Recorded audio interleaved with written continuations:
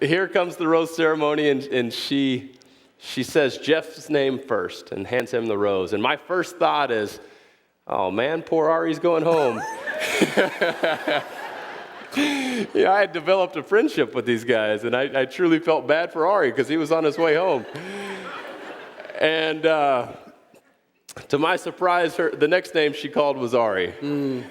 And it's funny to look back and laugh now, but I was truly heartbroken because those feelings were real, and there was so much confusion because I knew that God had put me there for a reason, and I thought it was to find my wife, and the rest was going to be a fairy tale, and everything had just kind of been taken away from me in that moment. And I went back to the hotel, and I was tossing and turning, and I just felt so uneasy with everything, and I had so many questions. And throughout this process, one of the weird things is that they take your phone away from you, and there's no internet access, so you're really cut off from the outside world.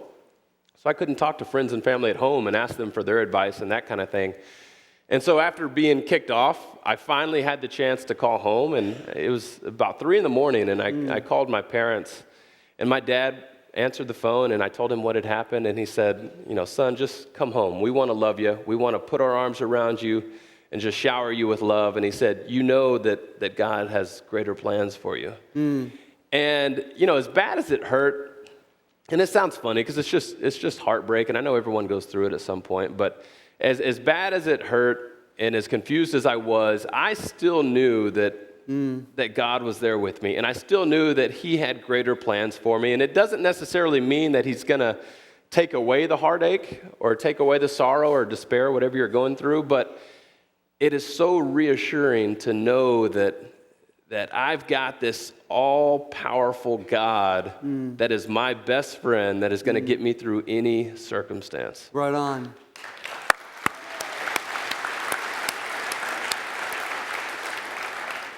Something I have seen in Shawn and Kaitlyn that I want us to catch is that a mistake that we can make is that we wait till life hammers us, and then we want to pray, and then we want to read the Bible, and it's like playing catch up.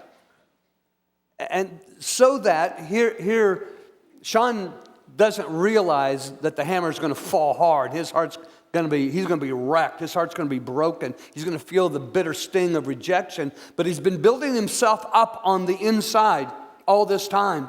And so that when the bad thing happens, unexpectedly, out of the blue, his spirit is strong. And even though his heart's broken, he's going to recover. He's going to endure that body blow and bounce back. And so what was that like? You go home, you've been devastated? Yeah, so I go home, and I'm heartbroken, and luckily I do have a great family and great friends there to kind of love me and help me get over it. And about a month later, I get a phone call from one of the producers of the show, and I wasn't expecting this, but he said, how would you like to be the Bachelor?